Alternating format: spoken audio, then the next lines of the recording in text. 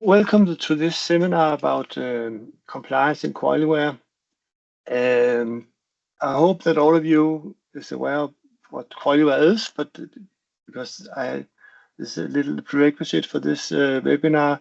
But just to give you a short introduction, QualiWare is a tool that many of our customers are using for document their compliance or work with their enterprise architecture. In QualiWare, you can model almost everything. Today, I will focus on the compliance part of QualiWare and show how you can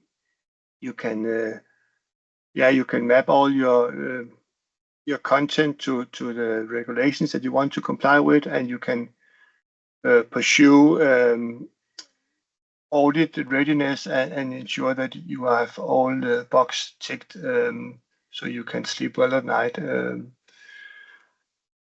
What you see here is the standard configuration of our latest release in QualiWare, and I'm logged in the system, and as a user, the system knows, of course, who I am and keeps track of all my tasks and content that I'm responsible in the system.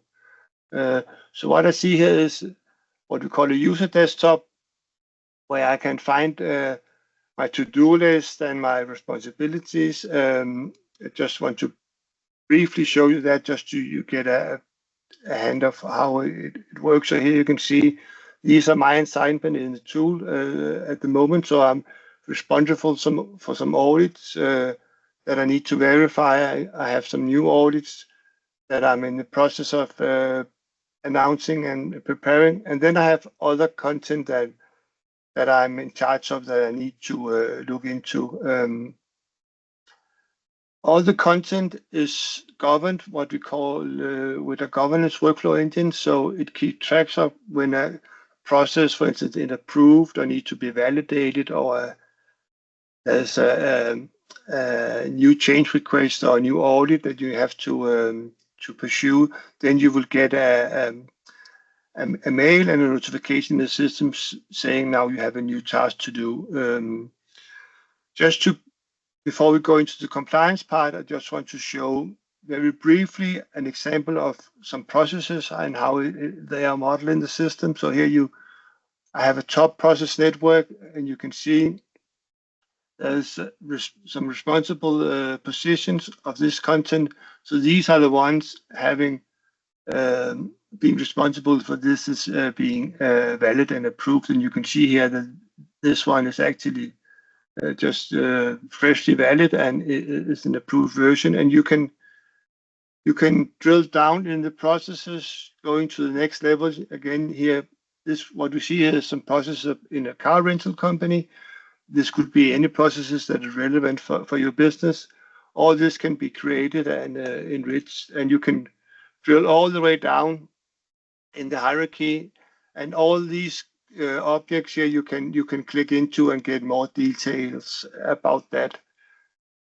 I will not go much more into that at the moment, but this just to show that all objects are managed by the underlying database and governed by this governance workflow. This is very important. And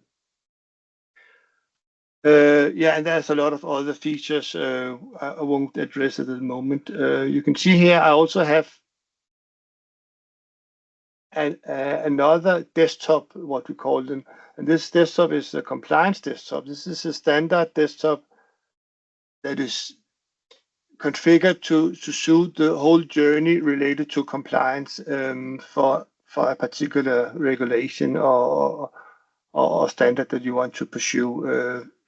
For instance, an ISO standard for certification.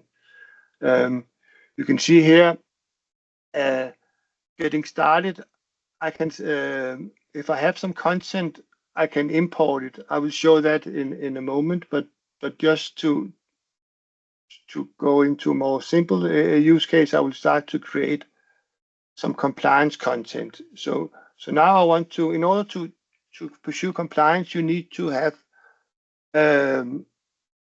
created the content as regulations in our system. So I will start by creating what we call a regulation diagram, and I just give it a name. And what opens here is our web browser where I can, or web modeler where I can model the regulation. So I can put in some regulation, and I can say this is test 1, and I can create a whole series of requirements. I can also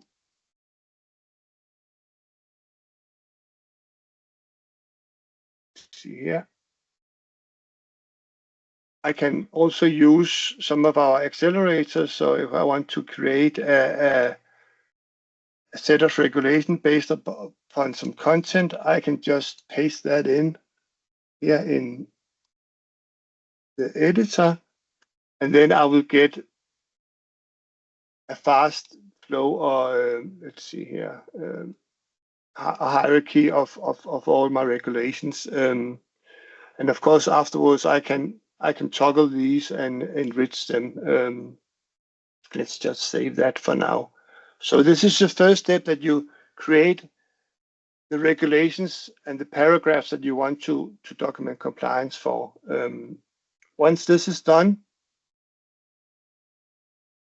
I can leave the web modeler, and then I go to the view of this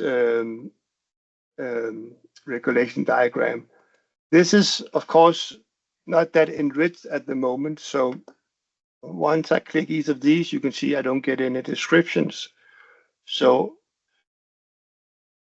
instead of working with this, I will go into a regulation I have prepared a little. So this is a standard ISO 9000 regulation on a high level. So here I have the different high level paragraphs, clauses in the standard, and you can see I get a brief description of each of the paragraphs. So this is the first step, knowing what part of the standard, what is the clauses, what do you have to pursue, and then once you have done that, you can start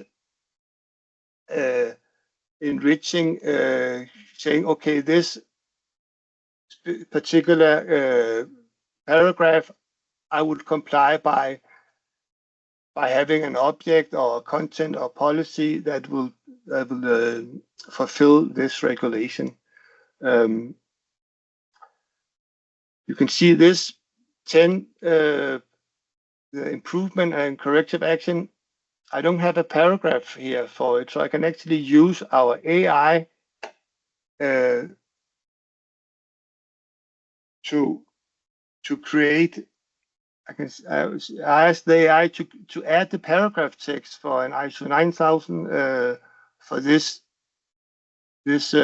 particular clause, and then I will get a suggestion from the AI of the clause. Of course, in pursuing compliance in a very consistent manner, you will not ask the AI to write the text, the full text. You would at least ensure that this is the precise text. But this is just to show that you can use the AI to get content in. So here the AI have given me a clause of the text, and I can save that. And now I enrich this paragraph.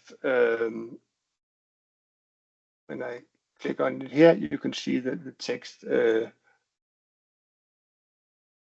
is the first part, that you try to, or you scope which paragraph do you want to pursue to get compliance with. Now I shifted the view to a more analytical view of this. This is still the same diagram, but now I got a lot of other tiles available for me. So here I can go in and I can actually I can analyze the content I have here. For instance, give me a list of all the. This is the diagram. These are the paragraphs I've contained in the diagram, and this is the description for each of the paragraphs. And here you can see on the right part, I actually have mapped some content that are what we call complying objects that fulfill this requirement. So here you can see that each of these paragraphs have content mapped to them. And you can also see that these content here also have a responsible in the organization. This means that all these objects are living because they are managed by the governance workflow. So all these responsibles will have each of these objects on their to-do in order to ensure that the content is updated. I can also work with the whole content, seeing not just reading what's available, but actually work and enrich the content. So what I clicked here was now what we call a more spreadsheet view of the diagram. So here you still have the diagram. You have in column B, I have the paragraphs that I have in the diagram. And here you can see I can actually work with which paragraph should be relevant for our business. When a paragraph is relevant, that means that this is a paragraph that we will fulfill compliance with. So I will not fulfill compliance with the terms and definitions, but here I have the improvement and corrective actions. This is, of course, a paragraph that we need to comply with, so I can update this here, and I can save my content. I would also, you can see here, I have a description here. This is lacking here, so I can actually. Oh, now it's copying. I can actually update all the properties fast in this view. So this is the second step, that you ensure that you have described the regulations in a relevant manner, and you have also mapped which paragraphs are relevant for the organization and which paragraphs are not relevant. And what I run here is a highlight analysis. So you can see we have multiple analysis available out of the box, but this takes a little time, because what it does is that it goes in and checks if each paragraph are relevant, and if it's relevant, have we already mapped some compliant content to it.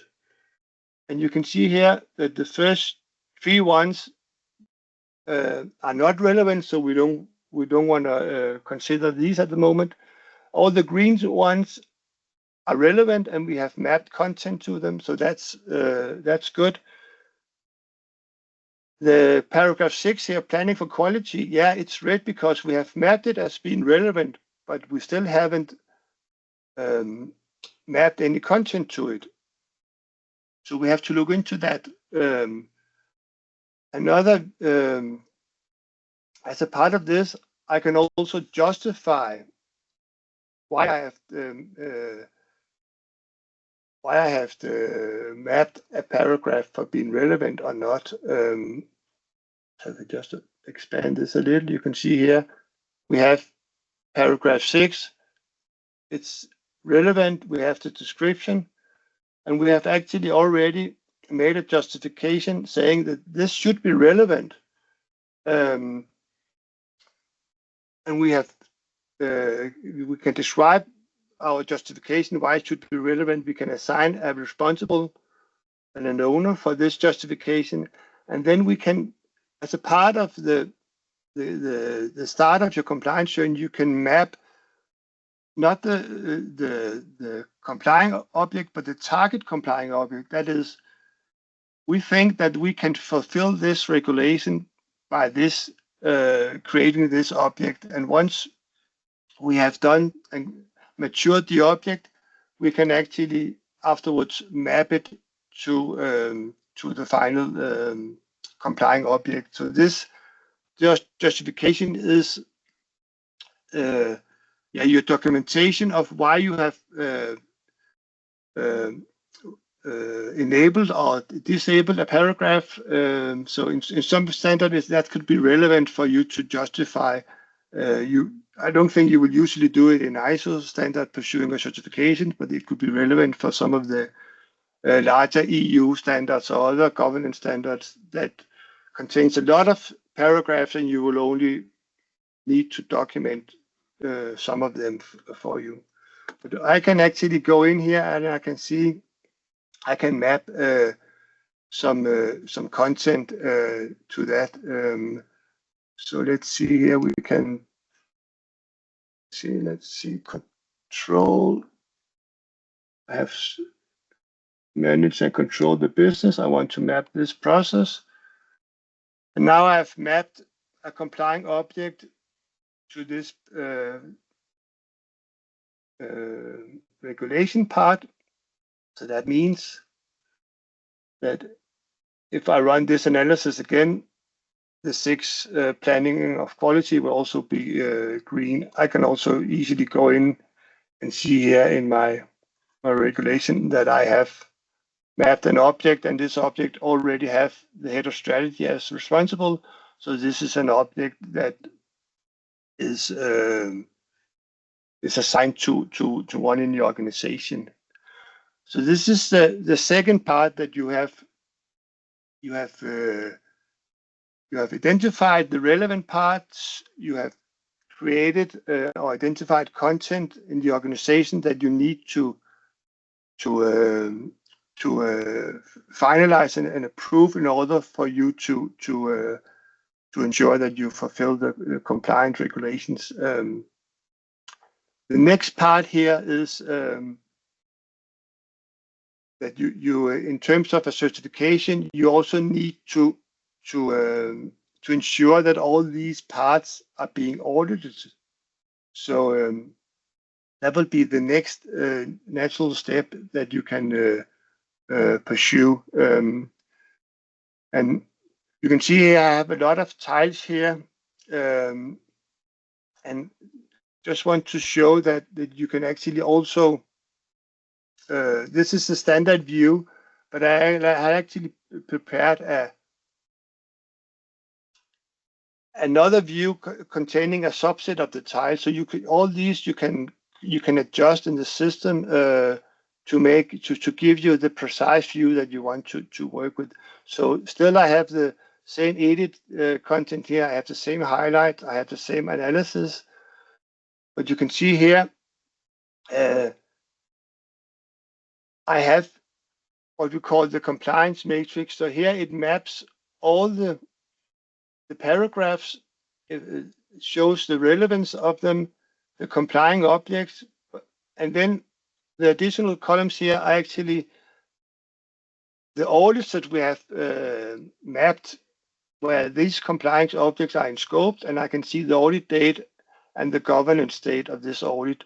And this is also shown here in another Gantt chart point of view. So here you can see again, section 4, I have 3 different objects that are complying objects, and I can actually drill down, seeing that my ecosystem here was being audited in 23 and what is planned to be audited in 26. So here you can see you have a good coverage of the most of the regulations.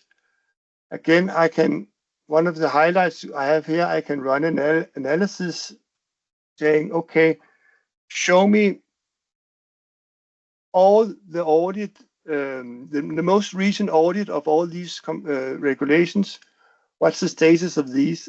And then it, as before, it looks into the relevant parts, looks into the complying objects, looked into which audit is the most recent one, and then it, in a short while, it will give me this view, so I can actually see that paragraph 4, 5, and 7.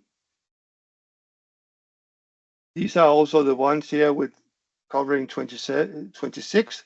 These these I already have planned audits for.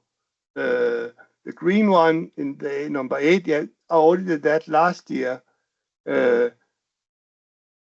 Paragraph 9, yeah, I have. This has been audited, but this is more than 3 years ago, which we also can see here that this was actually back in 22 that this was being audited. So in order to have a fresh audit on it, I need to plan that for my upcoming audits.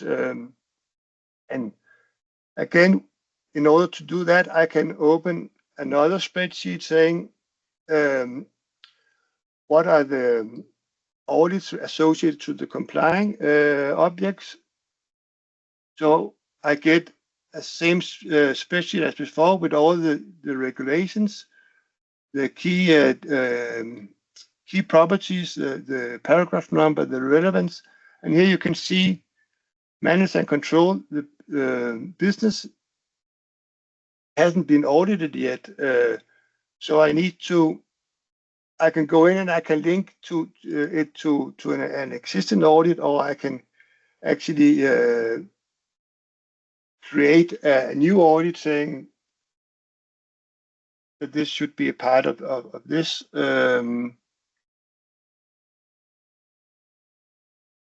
And I give this an audit date. This should be, let's see here, October. And this should be, this should be a part of the audit program for 26. So when I save that,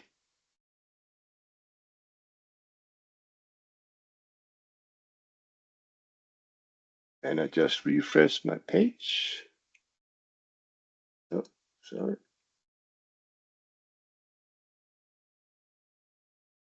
You can see that the Gantt chart down here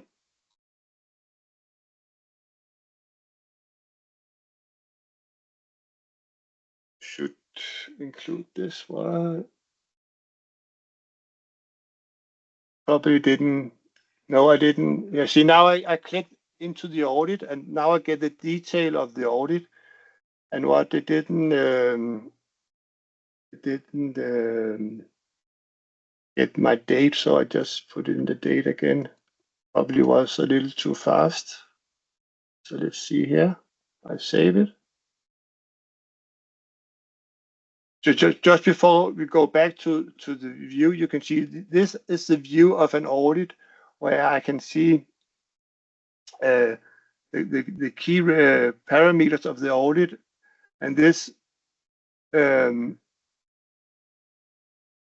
is a state of preparation because I just created it. And then, as we saw in my to-do list, audits can be in different stages. So after my preparation, I will announce it, and then I will take it into execution. I will actually perform the audit. I will, if there's, I will document the conclusion and the findings, and then each of the findings will be assigned to the relevant persons.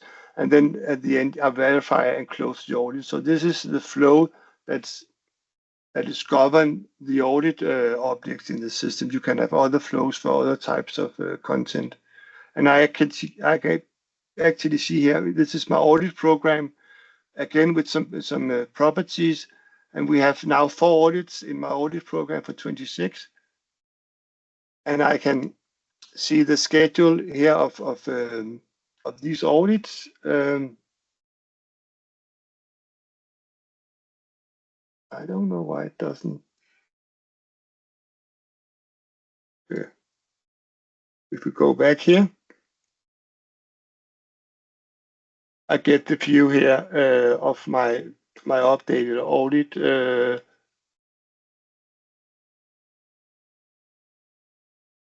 Yeah, I don't know. There's I think there's a bug here with the date. It didn't grab that, but you get the yeah, how it should work. And again, my 9 here, yeah, conduct internal audit was audited in 22. I should be able to update that. Let's try that once more. 26 here. we set this and then we put in.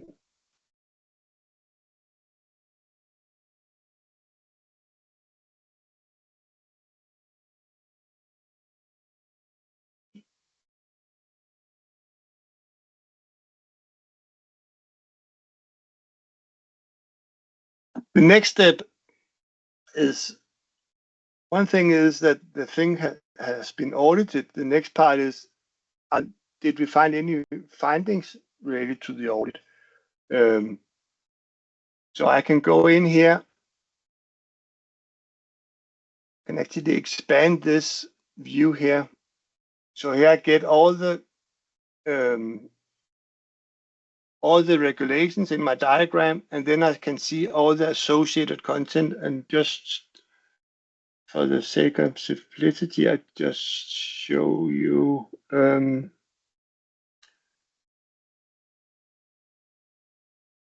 a few elements here. So here you can see the different paragraphs. Again, the complying objects, who's responsible for the objects. And then I can see each of these objects, what states are they in? Yeah, some of them are approved. That's very good. Some of them are still in development, and they also have a change request associated with them. And this change request also is not closed. So even though the audit, it has been audited in 23 and the audit is closed, the change request is not done, and so I still have some work to do before I get to be ready for the external audit. So again, there's a lot of levels in this road towards compliance. It's not a one-off that you create the content for each of the relevant paragraphs. You also need that the content is living and updated, and that you have closed all your findings related to the audit. Another part of this is actually, I can see here, this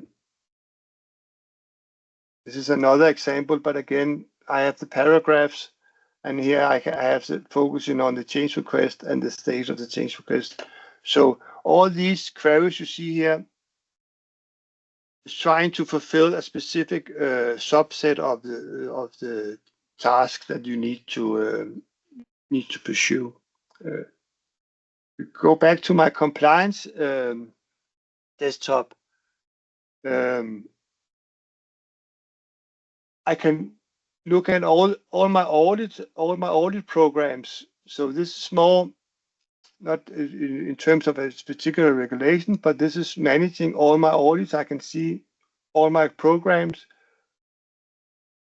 which audits are part of the programs, who is responsible, the lead auditor, and which states is the audit in. So all the closed ones are fine. Some of them still need to be worked on.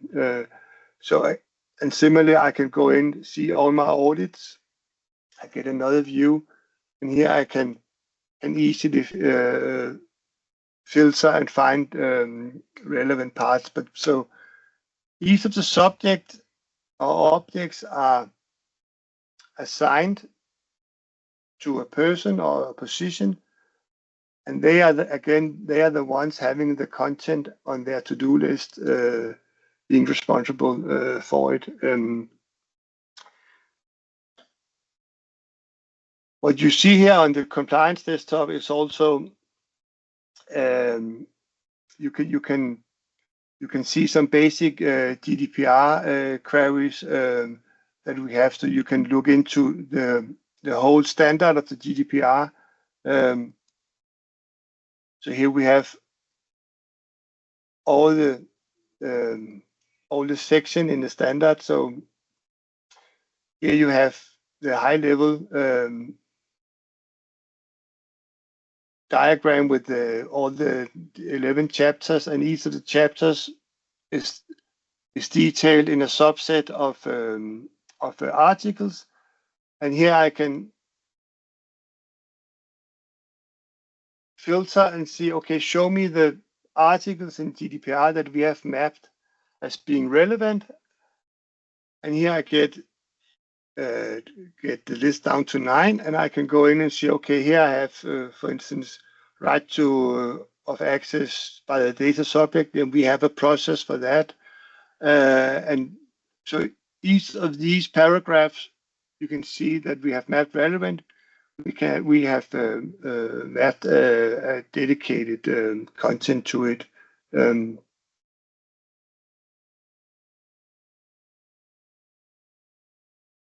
In terms of this, the more what to call it, EU standards like the GDPR, we saw the DORA, the NIS2. We have actually created detailed desktops for these to show that you can work with them, because this is not type of compliance compared to the certification in an ISO. Here you need to understand the new EU regulation. You need to map the relevant content to it. You need to describe, for instance, in these two, you need to have a lot of policies in place. You need to work with your risk. You need to work with the different aspects. So we have created dedicated desktops for these EU regulations, and we actually now, before I showed you the GDPR, we are working on creating a more dedicated GDPR desktop so you can find the relevant pre-configured queries and tiles that you can use to document all your GDPR. So here you have the Article 30 in GDPR that you have to document all your processes where you work with personal data. And here I have, in this example, I have 12 processes working with sensitive or common personal data, and this list is derived based upon the mapping of the information that the process is using. So again, this is not going into detail with the GDPR journey today, but this is just to tell you that we are working on dedicated desktops focusing on relevant subset. Another upcoming standard is the AI Act, similar to the GDPR, where in GDPR you need to have an overview of all the processes that use sensitive data. In the AI Act, you need an overview of all the IT system that uses AI, and then you have to ensure that you are working with them in a proper manner, so you can assess an AI system based upon its risk classification, and you can see, for instance, here we have a list of systems who are the systems owners, which where in the organization are we using this system, which locations, what data are we using these systems, and which processes and capabilities are supported by these AI systems. So again, you get, once you have enriched the content mapping the different properties, you get all these views available out of the box.